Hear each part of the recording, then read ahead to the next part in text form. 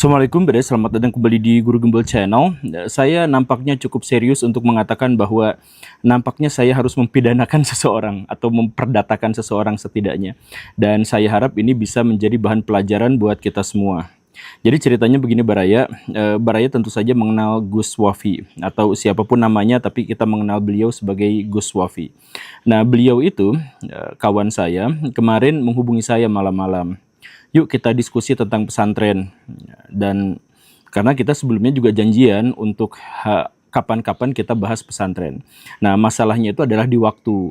Beliau menawarkan hari Minggu bagaimana, sedangkan hari Minggu dan hari Sabtu, Senin dan Selasa saya sudah punya acara.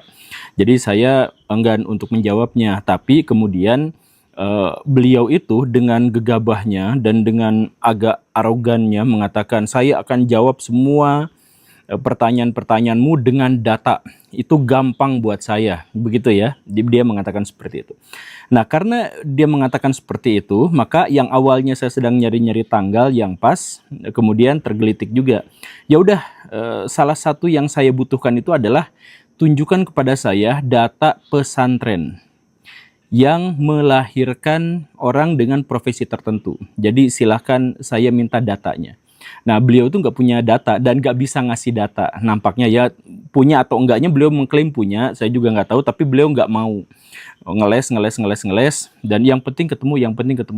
Ya, tapi kan saya sudah males, dia kan berjanji dengan sangat mudahnya, saya akan tunjukkan datanya. Apapun pertanyaanmu, saya akan tunjukkan datanya.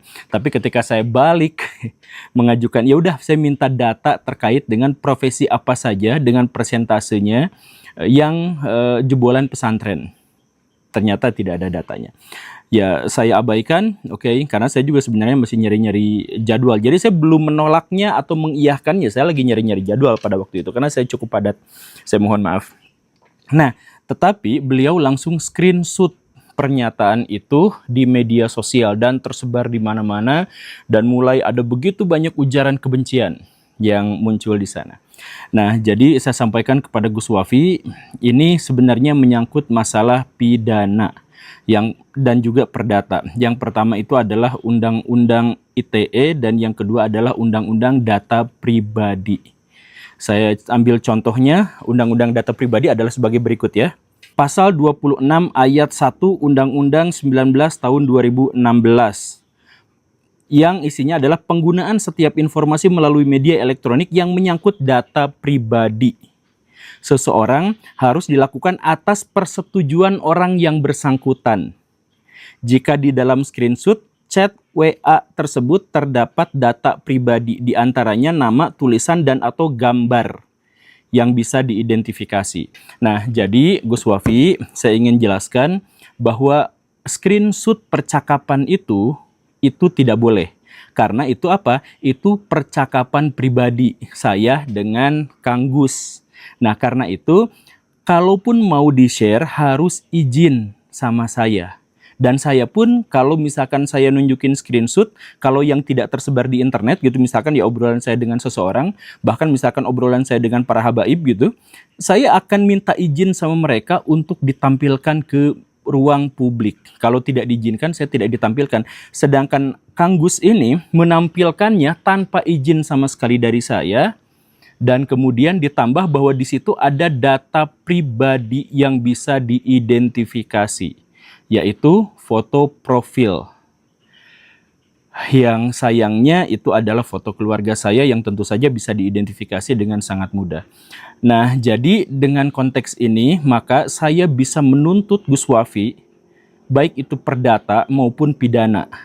Dan saya bisa menuntut kerugian yang begini dan begitu kepada Gus Wafi. Jadi mohon berhati-hatilah dalam main media sosial. Masalah utamanya tentu saja adalah Gus Wafi mungkin tidak mengetahui ini, tetapi setidaknya beradablah. Kalau misalkan kita, kebanyakan di antara kita tentu saja adalah buta hukum, ya, dan kita mungkin butuh pengacara atau konsultan untuk bisa memahami konteks hukum tertentu, ya, tapi setidaknya beradablah. Beradab dalam artian, kalau misalkan kita punya obrolan pribadi, kemudian di-share keluar ke ruang publik, apakah itu beradab? Jadi saya punya pertanyaan kepada Gus Wafi. Yang pertama, apakah Gus Wafi itu waktu dulu di lembaga pendidikannya tidak pernah diajarin adab, atau dulu pernah diajarin adab tetapi tidak mengaplikasikannya. Sehingga urusan pribadi antara dua orang kemudian di-share ke ruang publik. Dan ditambah dengan ya sedikit caption yang tentu saja itu akan memancing reaksi dari banyak pihak. Jadi sekali lagi, ini sudah urusannya pidana, ini urusannya perdata, bahkan bisa secara paralel saya tuntut dua-duanya sekaligus.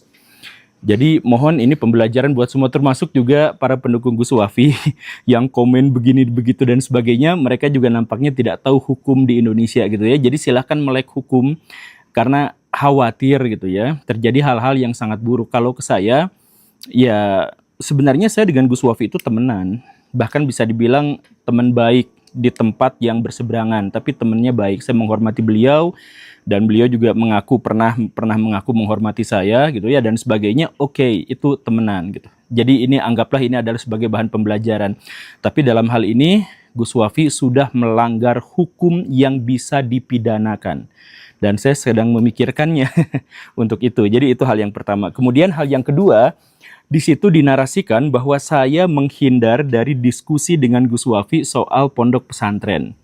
Saya tidak menghindar, yang menghindar itu adalah Gus Wafi. Jadi kalau misalkan Baraya cek screenshot yang beliau sendiri tampilkan, jadi sekali lagi saya tuh diajakin dan saya tuh menyanggupi awalnya tanggal sekian mau tidak, Gus Wafinya tidak bisa. Karena tidak bisa, ya sudah ngobrolnya ke sana ke sini dulu. Kemudian di tengah obrolan itu Gus Wafi dengan jumawanya mengatakan bahwa saya bisa bantah pernyataan antum dengan data dan itu mudah buat saya. Lalu saya tanya, coba saya minta data soal lulusan pondok pesantren itu profesinya apa aja dengan persentasenya.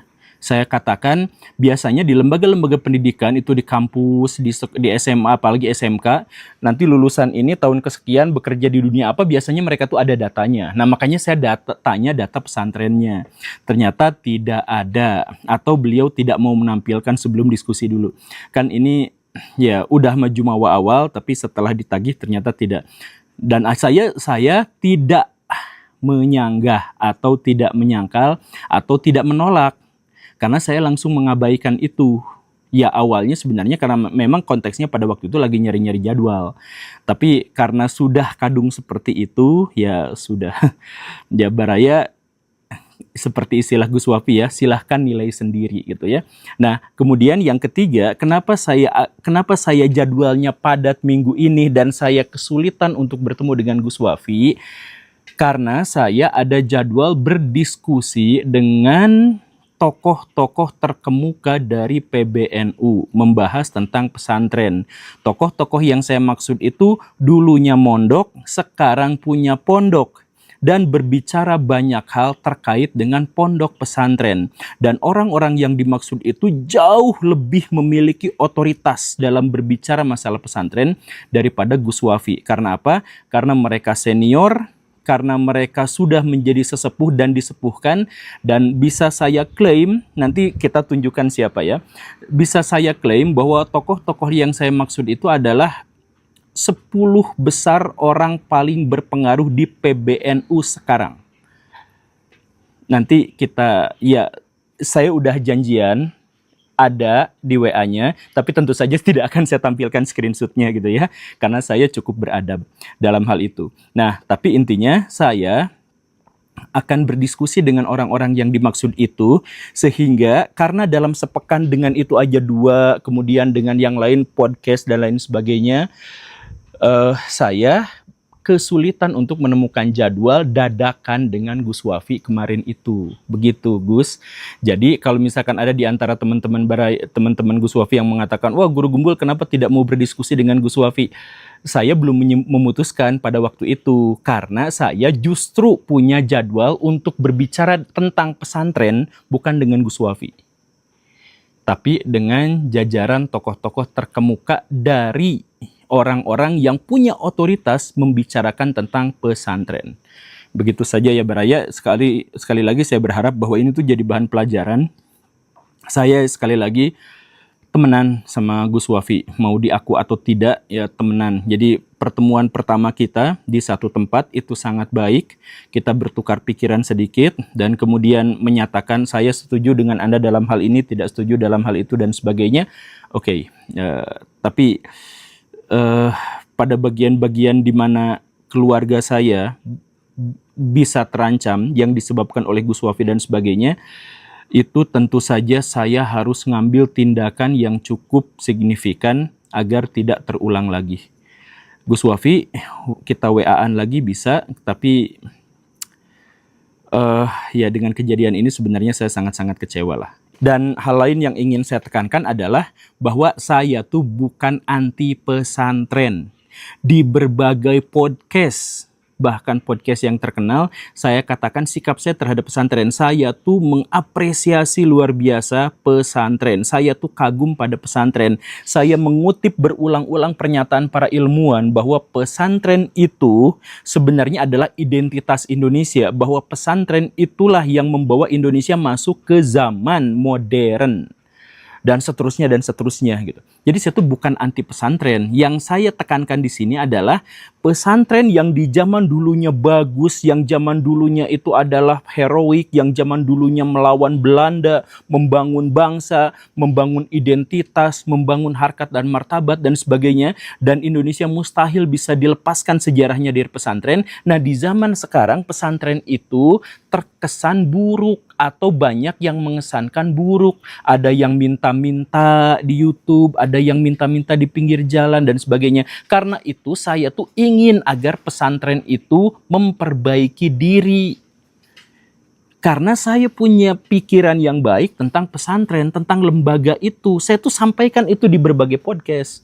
Jadi saya tuh bukan anti pesantren. Saya minta agar pesantren itu diperbaiki. Agar stigma masyarakat terhadap pesantren itu berkurang atau hilang sama sekali. Kan kita tahu sekarang media-media itu setiap bulan memberitakan tentang kasus kekerasan, memberitakan tentang kasus pencabulan, tentang orientasi seksual yang menyimpang dan sebagainya.